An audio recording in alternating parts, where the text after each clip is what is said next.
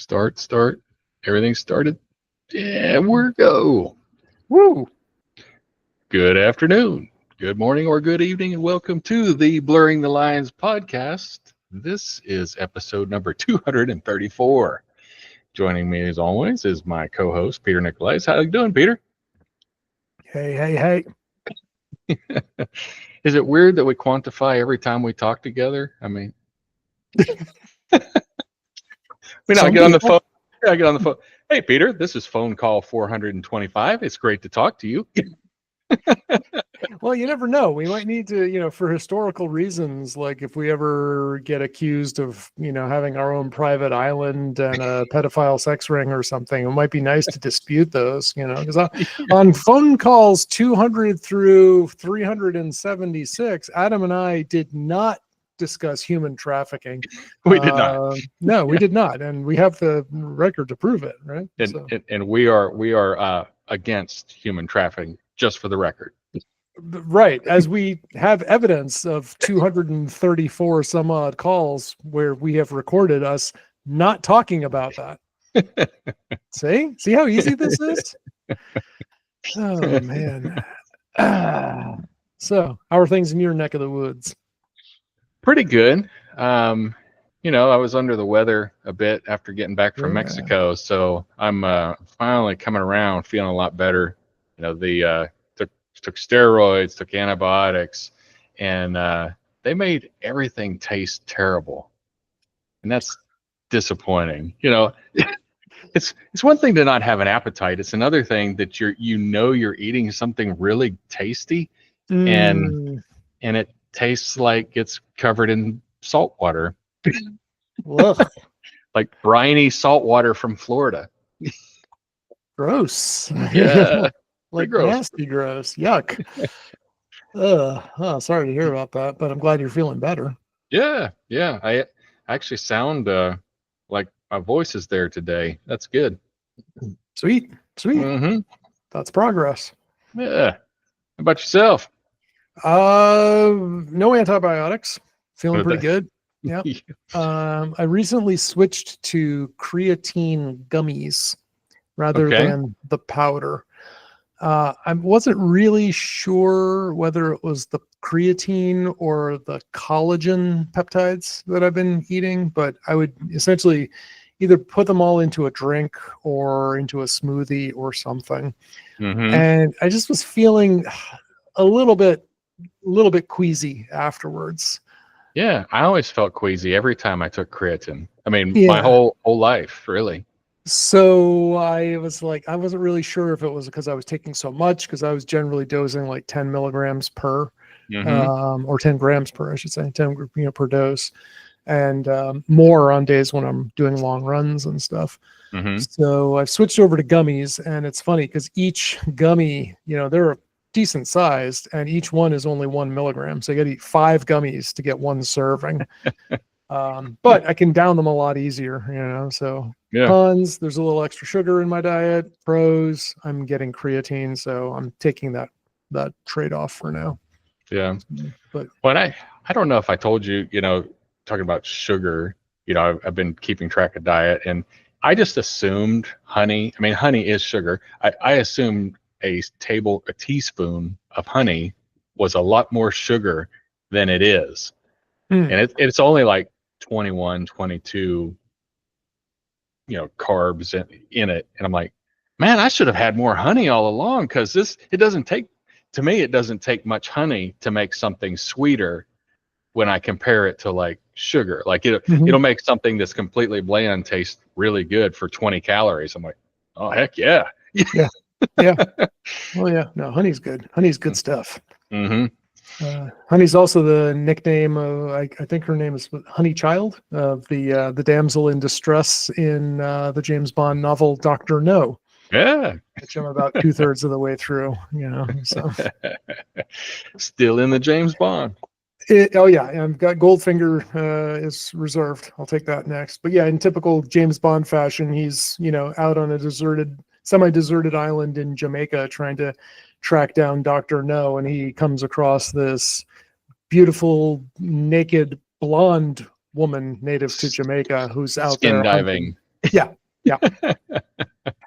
Such a life. She's not naked in the film with Sean Connery. Yeah, I don't know how that happened. I guess they didn't get that detail right. Yeah. So fitness updates. I think we've got some on both sides here. Yeah. I ran this week. From who? It wasn't even from somebody. No, Oh. As part of our CrossFit workout this week, we did and I only ran 400 meters at a time. So it was an interval workout. It had 5 of 400. And I was really expecting it to hurt, because of my knee. And the first one, it didn't hurt, but what it was is like I couldn't lift my leg up. It was like it was asleep. Like my knee did not want to bend. It was like I will run, but I'm not liking it.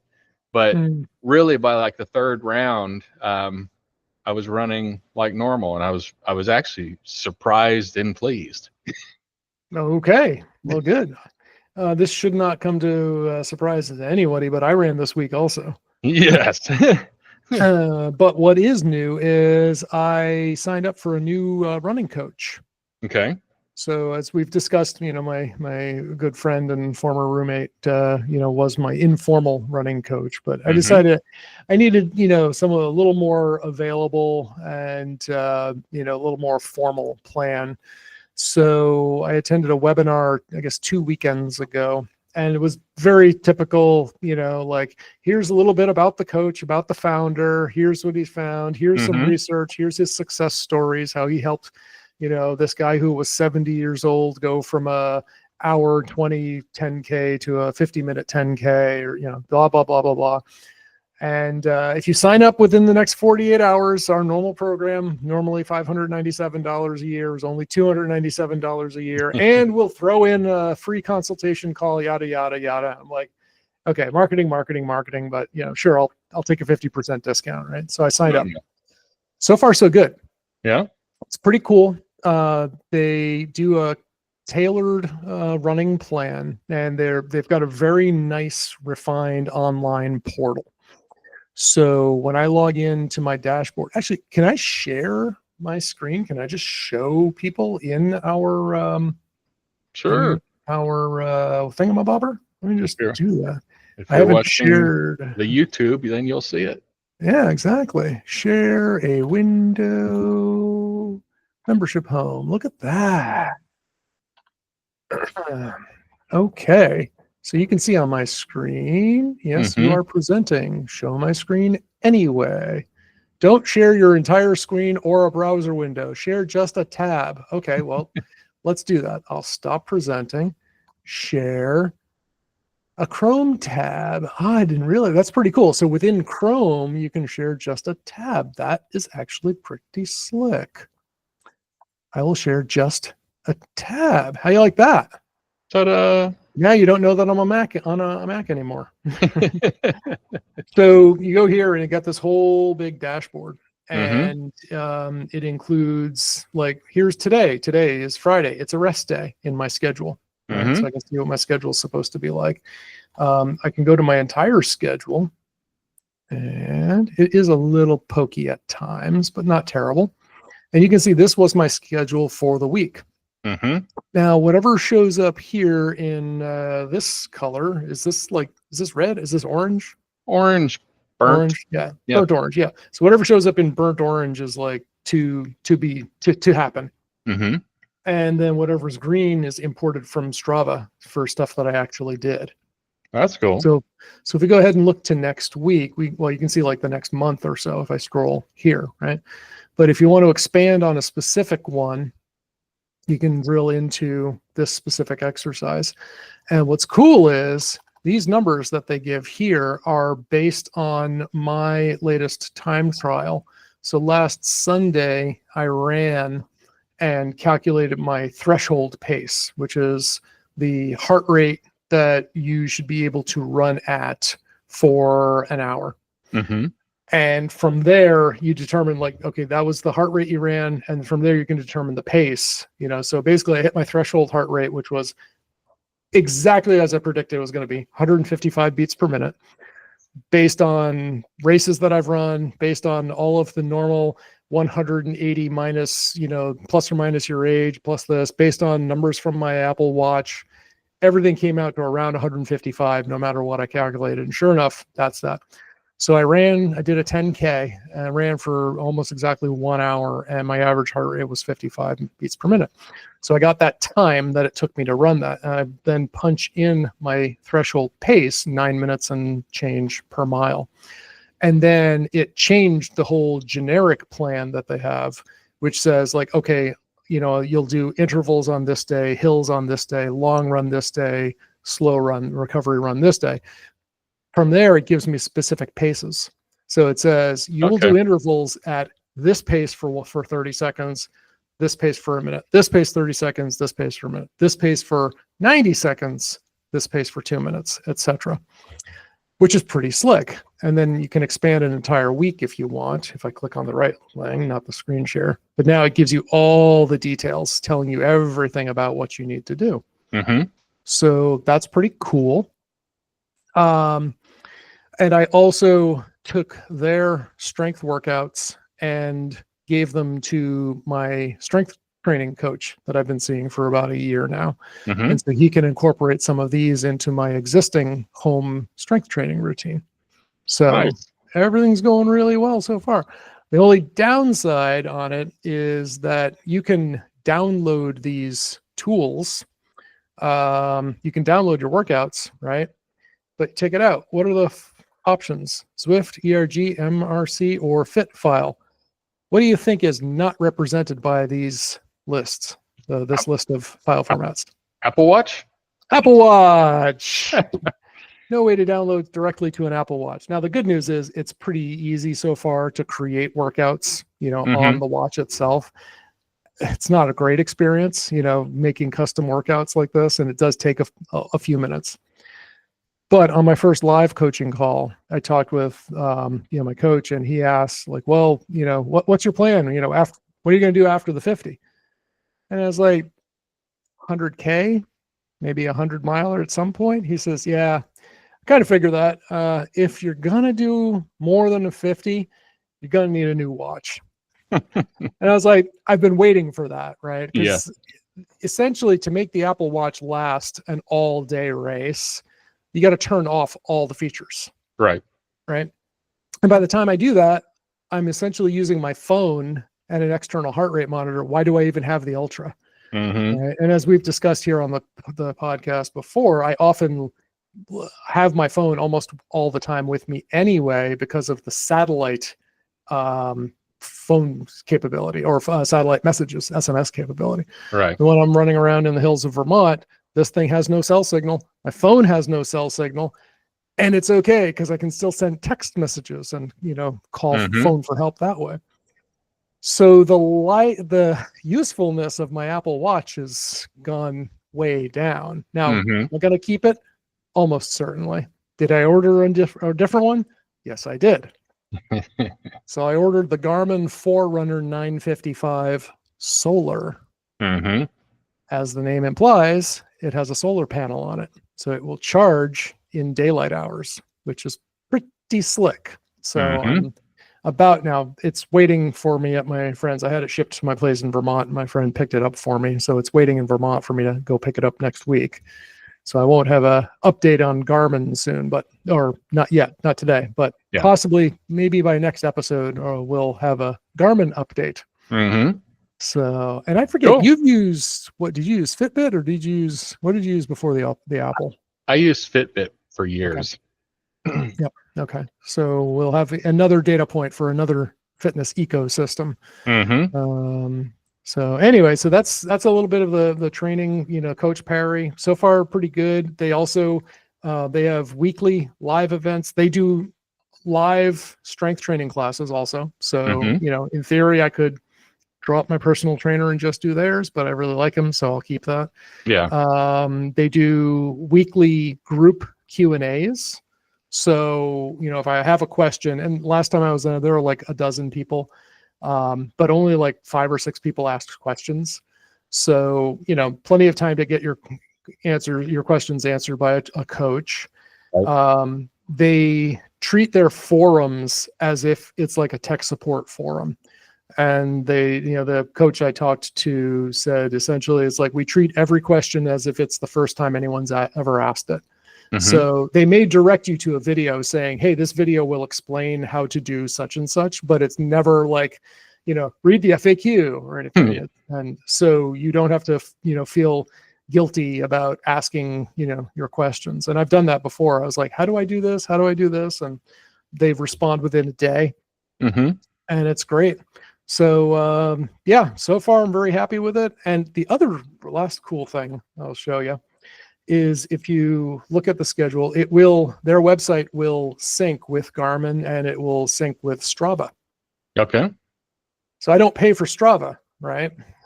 But I get all of the cool Strava pieces. Wait, I guess I'm clicking the wrong thing. Here we go. Sorry, wrong. Oh, it's not. And you're only sharing one tab. It moved to a different tab. Yeah. Share this tab instead. Look at that.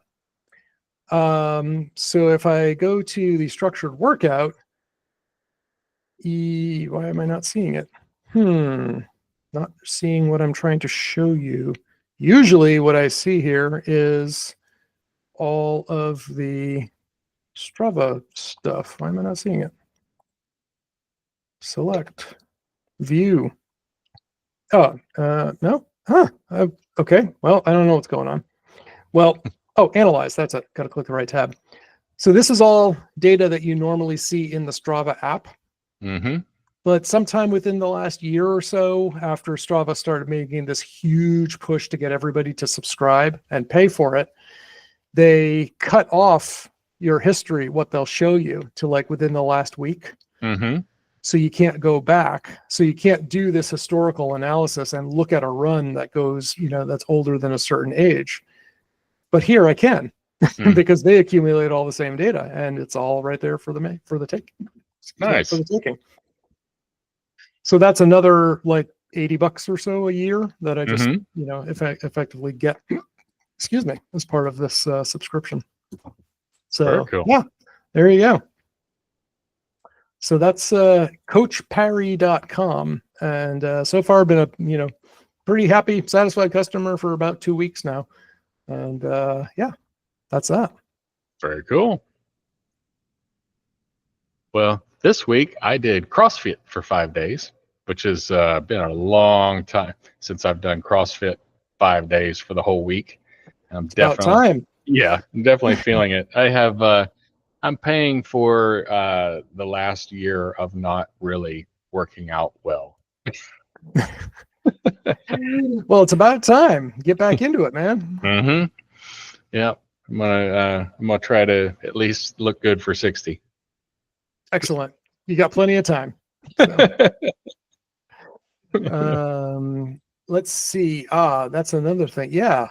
So I have not signed up for this yet. But I may. There's this YouTube influencer that has been all over my feed recently. And she's big on movement, body movement and flexibility. And she always starts off like her big draw is doing like primal squats, like just a low squat and holding that for a long time. And so at some point that was in my algorithm for YouTube. And so I've seen her face a bunch of times. I finally clicked on one of the videos and I was like, actually this sort of movement and mobility and stuff looks kind of cool. And it's a combination of strength and flexibility that I haven't gotten from yoga because I haven't been doing that sort of yoga. Right. And I've definitely lost some of the mobility and flexibility because of all the running I'm doing. And while I do some of this with my trainer, it's usually a very small part of the overall routine. So this morning I clicked on her video and I did her this is what I do every morning for, a 10-minute warm up. I had to take a break after 5 minutes. And that was 5 minutes with the intro. So her 10-minute warm-up video was actually 14 minutes long. So I had to take a break after maybe 3 minutes. And then I went back into it. I did all the moves, all the exercises, not very well. But one of the things that really got my attention is, they say a good test of your mobility and strength is, can you get up off the floor without using your hands? Yeah. I can, but I do have to I have to lurch myself forward to make that happen. Yeah. Whereas a couple years ago, I was able to sit cross-legged. I could lower myself if I cross one foot and one shin in front of the other. I could then lower myself down into a seated position. Mm-hmm. And from there, I could reverse that and step up out of that. Yeah. I can't do that now. And I'm not sure if it's just because I'm too tight. I don't think it's because I've gotten weaker, because if anything, my legs should be stronger now with strength training and, all the running I'm doing. So I've definitely lost that mobility, but that's a good test. Dear listener, can you do that? Can you sit cross-legged and then without using your hands, stand up just like that? Like I said, I used to be able to do it. I can't do it now. And that was a bit of a wake-up call for me. So I've been doing low squats every day. I re-hung up my chin-up bar in my bedroom door, and I hang usually like first thing when I get out of, as I brush my teeth, and then I come back into the bedroom, hang for a bit, for as long as I can. So I'm just trying to get back into some basic stuff to preserve and enhance, but I'm looking forward to getting back to being able to easily get up without using my hands again off the floor. Yeah. So, I have a feeling that would be tough on my knee to try to get up, but we'll see. I'll give it a go. Yep. One thing I'm I don't know, struggling with, I don't know if that's the right word. I hurt my knee, but there's a certain amount of physical therapy that you do that hurts. Yes. And what I don't always know is I don't know the difference in physical therapy, good hurt versus bad hurt. So it's like, you should do this anyway. Yes, it does hurt, but it's actually better for you, versus no, you shouldn't do that because that hurts and it's hurting your body. Yeah, that's where having a good person, physical therapist, can be helpful. Yeah, because I'm regretting that decision. I don't know that it was a decision. I guess it was a decision by indecision.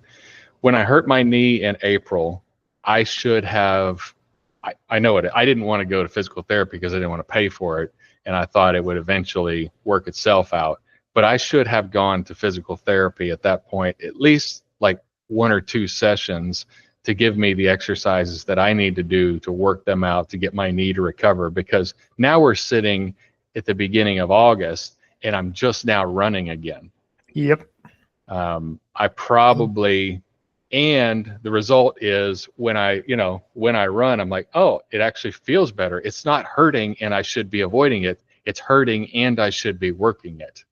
Yeah. Yeah. And again, that's like, if you have a good sense of, like what is true, if it's truly pain, you probably shouldn't be doing it. If it's borderline extreme discomfort, that's probably what you should be working through. And that's the difference. Like when I do these low squats, for instance, when I first go down into them, my knees complain very vocally. Yeah. And then my hips start to get in on the dialogue. But I did it this morning. So I did this routine for around 10 minutes or so. Coming out of it, standing up afterwards was hard. But after that, I felt like I went downstairs and then I went down into the basement, came back upstairs, down, floated. I felt like I was floating up and down the stairs. My hips and my legs felt, and my knees felt so good. And normally every morning, usually there's a little discomfort going down the stairs the first few days, especially on days after a long run.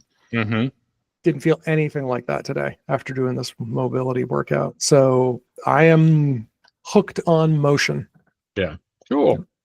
Yeah, I do squats as part of and what you're talking about, the low squat, where you get down there, you get your elbows between your knees and just kind of rest your hands and try to be in a resting position while you're there. Yep. And I get down there and I'm like, I get into that anxious, I'm like, I gotta get up. And I'm like, no, just just stay here 10 more seconds, just 10 more seconds, you know, and I'll count to 10, and then I'll like, come on, you got 10 more seconds, just do 10 more. Oh, I've been setting timers, and a few days ago, I meditated for 3 minutes in that position. You know, so it's hard for me though. Like my strength trainer told me not to worry about it, but I need to either extend my arms way out in front of me, or hold on to a weight, or hold on to a pole or something, or I need to prop up a little bit under my heels, because I don't yet have the ankle mobility to let me just sit vertically. Right. So by nature, the way I'm built right now, I will fall over backwards if I don't actively work to hold myself up. Okay. So I hope that I can free up my ankles enough and move things around so that I can sit flat-footed in a low squat and just, you know, have that really be a resting position. Because right now it is a very active rest position. We need to mark it down in history that there is one mobility thing that I can do better than you, and it may not last, but it at least for a moment. Hey, we've all got our strengths. Oh man. So how's that mushroom coffee supply of yours going? Oh, you know, should throw that stuff away. Yeah, I'm done with that.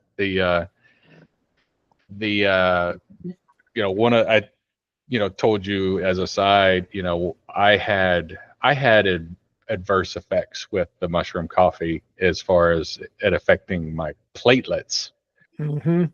And while the mushroom coffee alone doesn't throw your body out of balance, if you have a condition that is already kind of wonky, you know, the platelet inhibitors that are found in some mushrooms, not all mushroom coffee is the same. So, but what I was taking definitely was causing me problems, and, you know, and I won't be going back to it. It really didn't taste all that good anyway. So yeah.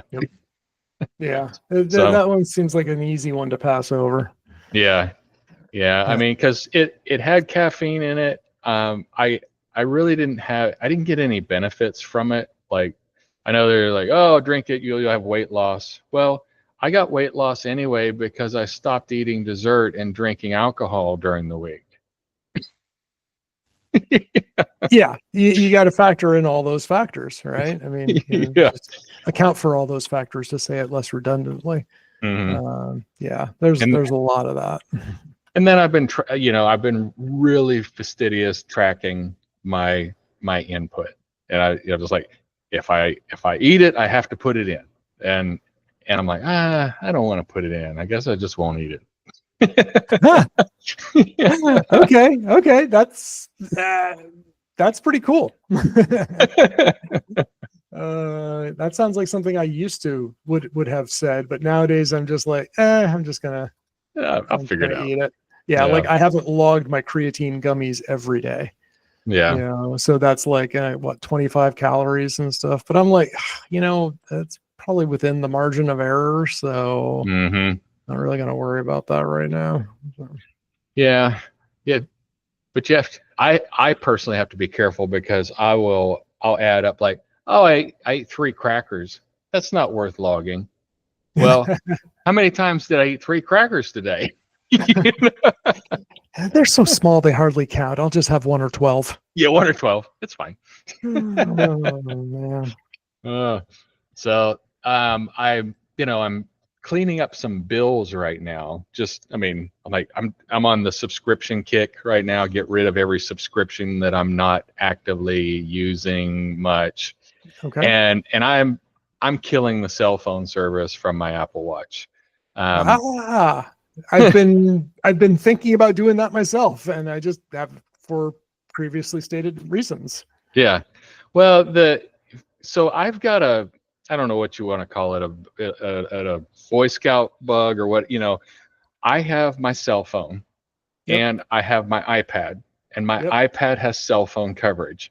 And I do that intentionally, because if something happens and my cell phone just breaks or just stops working, or anything happens and my cell phone stops, I cannot make a phone call. Well, if I have an iPad that has cell phone coverage, I can make a VoIP call on that. I mean, so I've just got this thing. I don't want to not have just one way to communicate.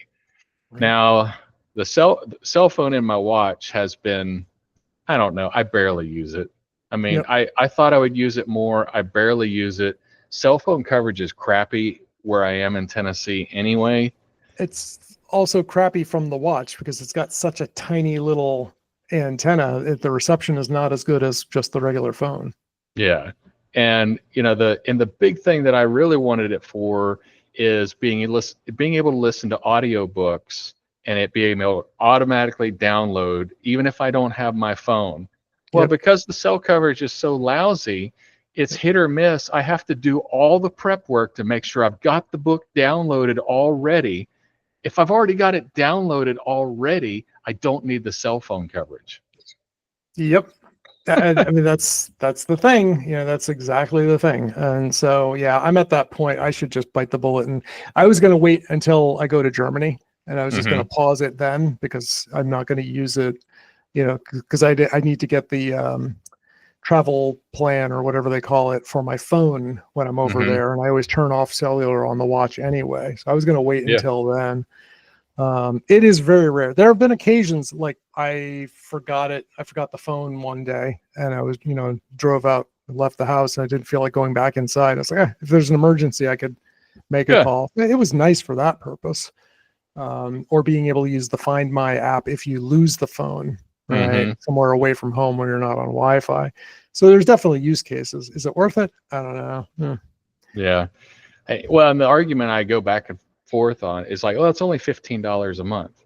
Yeah, but it's $15 a month every month, and I'm getting very little return on it. That's just it. Yeah. Are you getting, you can look at it as an insurance policy, right? Where, yes, I'm paying for this so that I have it as a backup, but you already have your backup. Yeah. And again, for me, the reason I loved it was like, I can leave the phone at home and I can go running. Yeah, that's great. And then they came out with satellite SMS. I'm like, I'd rather have that.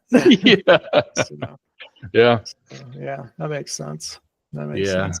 I was really toying with getting rid of the iPad, but I couldn't get over the twitch. Like I've got to have the backup because, but I mean, I'm a traveler. I mean, you're a traveler too. And it's very easy for something to happen to your cell phone.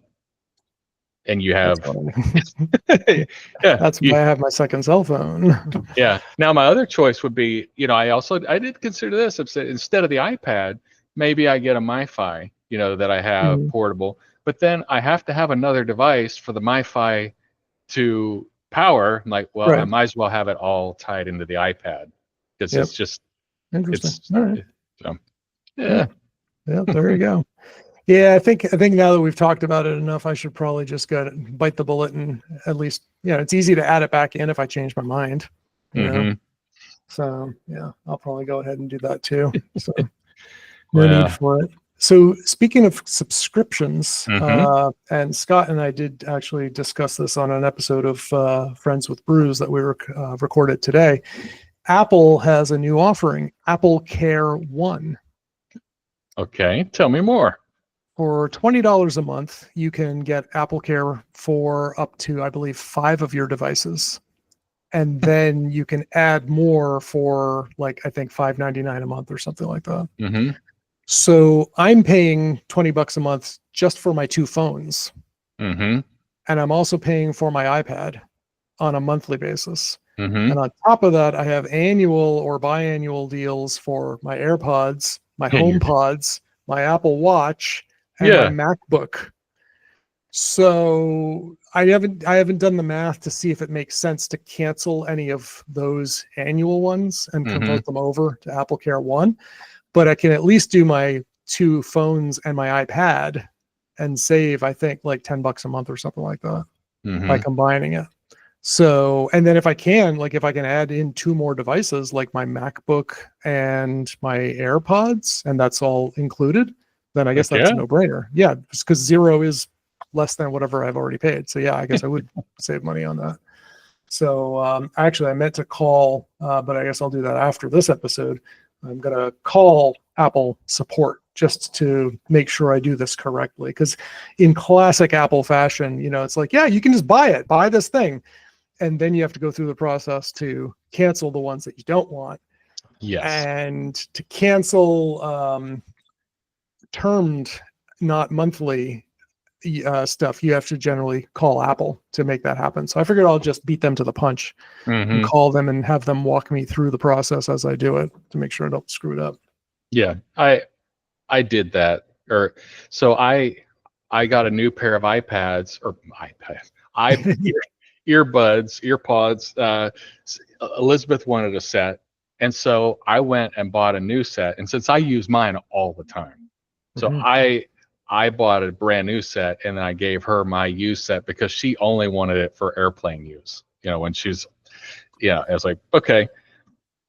I got a year of service with it. It let me sign up for another year of service on the brand new AirPods that I should have. I got it free with it. I mean, included, but they let me sign up for another one. It was like $27. I'm like, I need to cancel it, but my time is worth $27. I'm not going to sit on the phone with Apple to get $27 back, and it's a net zero gain. But I was like, why did you let me be able to buy this when I already had it? You let me buy a subscription to override what I got for free. Come on, guys. They let you do it because you might have bought something that you wouldn't use that they can charge you for. Yeah. So easy. It's so easy. That's why they're, at the top of the stock market exchange, and they're up there. So yeah. So cool. So speaking of we were talking about cutting, I canceled my AT&T and DirecTV, and the thing that irritates me about companies, they could have maintained my business by keeping my subscription costs low, because they started off low and then they eventually doubled over time. Yep. And I call them to cancel. They're like, oh, well, we'll retain you, and and they'll bring the pricing. As far as retention goes, they'll do a retention thing, and your pricing will be cheaper than what you were paying before when you signed up. I'm like, why do I have to threaten to cancel to leave you for you to give me a good deal? Just maintain me as a customer. I would still be your customer right now if you hadn't played these games. Yep. That's it. But they want to keep the, because if you don't take any action, they get more money. Yeah. And I mean, and the people from AT&T and DirecTV were very pleasant to deal with as far as the cancellation goes. I mean, they didn't make it painful. Sometimes they did try to retain me, but because they're like, nope. Well, what about as a backup? Like, nope, I just don't need internet. What do you mean you don't need internet? I don't want or need internet, so I'm canceling the internet. And the internet has been canceled. Everything's gone. There's no internet. Just canceled the internet, Adam. Adam breaks the. It's like Wreck-It Ralph, Yeah. Adam cancels the internet. So, are you still making plans of visiting Belize for a term? I haven't gotten any further with plans to go down south. I'm going to focus on, I have to figure out exactly what I want to do while I'm in Berlin, because I haven't actually picked a, like an itinerary other than like where my places to stay are. But I did let the yoga studio know where I teach that I'll be taking the fall off, essentially fall into winter. So, but I haven't gotten any further than that yet. Cool. Well, although let me know. While we were having this conversation, I did just cancel my number share for my Apple Watch. As it happens, today is the last day of the billing cycle. Oh, perfect. So this was perfect timing. So I'm going to just, look at that. That was fast. My Apple Watch says plan, no SIM. No SIM. Wow, that is fast. That was incredibly fast. Holy cow. Real-time cancellation. RTC, man. Wow. Okay, then. Oh, there you go. So cool. All right. What else we got? What have we not covered yet? So I do have a slight nifty from something that we have covered many times. You think it's nifty that Hulk Hogan died too? Well, no. No. Oh wait, that's not your cover. That's not my nifty. No. But yeah, I mean, Hulk Hogan died this week, and Malcolm Jamal Warner, yes, he died this week. Of course, Ozzy, but I was this, Malcolm Jamal Warner. I mean, we grew up watching. You grew up watching Cosby Kids, didn't you? Yeah. I mean, he was back before he got Theo. Speaking of cancellation. Yeah. Did he get canceled? Well, Cos did. Oh yeah, Cosby did. Yeah. But Theo back in the day, he was only 3 years older than me. So he was like, oh, I'm Theo. I mean, I identified with Theo at that point, teenage goofy boy, So yep. So that was sad. Yep, that was sad to hear. And it happened when he was in Costa Rica. There you go. Yep. Rest in peace, Malcolm Jamal Warner. Sorry to see you go. Yeah. But so on to Nifty. So we've talked about Google Drive a lot. I mean, we've Google Workspace and one of the things that I just want to say that is working really well and better than I think it even ought to work is how well Google Drive now syncs. Because I've been using Google Drive since 2008. I mean, that's when I first got it. And the sync, you and I know how sync works. Files are, quote unquote physical, but you got a 300 meg file. It's got to get somewhere to go somewhere else for you to be able to open and use it. And that sync has to happen. And we understand it, but users are like, well, this stinks. It's just slow. Why is it so slow? I click on the file, I wait on the file, we get it.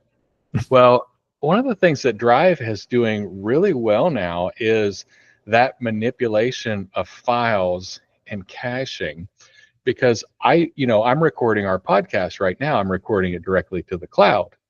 So when we get done, 30 minutes from now, I get a notification that our recording is ready. And I go to Drive and I open up, Adobe Edition, and I open the file, and within 30 seconds, I'm opening the recording and being able to edit it, which is really impressive considering it's 100% cloud-based at that point. And I'm turning around and manipulating it, adding in, splicing, saving, as an MP3 and exporting it, uploading it into YouTube. And I'm doing that all within pleasant minutes. I'm where before, it was, I had to wait for that file to get downloaded to my computer. And then once it was there, then I could manipulate it at a proper speed. So they're just really doing a good job on that. And the other positive thing that I like is the 100% cloud space as a drive, meaning everything that you do in Drive, you don't actually sync anything locally, except when you open it. Right. Yeah. But you can too. You can also choose to keep things local if you want. Right. You can choose to ad hoc it. But so what's nice about that is I was going through uploading a whole bunch of stuff. I was getting rid of the traditional file server. So I was uploading it to Google Drive.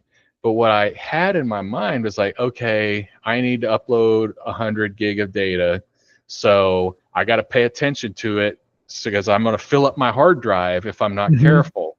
Well, it really does an efficient job of uploading and removing all at the same time. So I never ran out of hard drive space, even though I uploaded over 1 terabyte of data from my 500 gig hard drive that only had 300 gig available, I was able to do that because it kept clearing the space. Yep. So good, good job, Google, or whoever is who wrote that algorithm. I do in Google Drive, I do have, I think, 20 gig of caching turned on. So I have, I do lose 20 gig of space, but I could turn that off and recover that. But on my 500 gig drive with, 240 gig of free space, it's not a problem. So. Yep. How do you find it performing compared to OneDrive? See, I'm using OneDrive now mostly for my cloud sync. I've used Dropbox in the past. I used Google Drive, and I went to OneDrive simply because I use M365, and I have that for my personal domains and stuff. And so I get like a terabyte and like 4 terabytes of storage in SharePoint, which is generally enough for all my stuff. But the OneDrive client, I think, is probably the buggiest out of all the cloud versions. It's always slow. Whenever I'm waiting for something, I'm sitting there waiting. And then I notice like, oh, the local computer has just realized there's a file here. Yeah. Oh, the local computer has now started to upload that file. Okay. Yes. It has uploaded. And then I go to my other device. And it's not there yet. Nope. Not there yet. Oh, now it knows that it's there. Okay, now it's downloading. But like I'll say, as crappy as Apple is with the cloud, their iCloud sync seems seamless. Yeah. It's generally, by the time I get to the second device or I remember to look for it, it's already there. And so I was just wondering, what's your experience with the Google Share? How does that compare? It has been very bulletproof. Like it's there in no time. It's synchronized on the Google Drive in no time, and you go to Drive and it's just available. Because what you're describing with Microsoft, I've experienced so many times. And I'll have a spreadsheet. I mean, a tiny spreadsheet that's from Google Drive, and I will download it to where it's in OneDrive locally, and I will run it, and it'll say opening the web version. Like, no, I don't want to open the web version. I want to open it in Excel, which is installed on my computer. And I open it again, opening the web version. Then I'm like, okay, well then I'm just gonna have to save this file to download so I can actually open it up. And maybe the third or fourth time it'll operate properly. But I have that all the time. Yeah. But yeah, one other feature that is new, but I've never really taken advantage of, is the Google Drive, the My Computer section of Google Drive, where you synchronize your documents and directories. When I tried it years and years ago, it tried to sync those, and I didn't want my computer A and B. I didn't want those documents merging with each other. The downloads, I didn't want those merging. Yep. And they really did a good job of adding that PC section, and you can have a unique PC that it will synchronize the documents on one computer and they don't merge into each other. And I do like that. Okay. The other thing is, so I have a FTP server at home for catching my scan files. I've got a multifunction printer, and it just drops it into my old file server.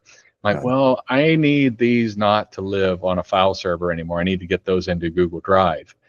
Google now makes it really easy to just sync another folder that you have access to, instead of, okay, where G Drive is, wherever that root is, I've got to get those files into there. You don't have to do that anymore.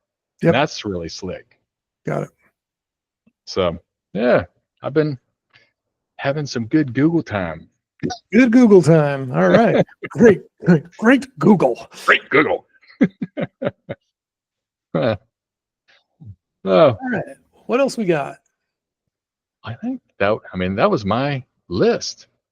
Cool. Well, I think we should just wrap it up then. Put a pin in it, stick a fork in it, it's done, etc., etc.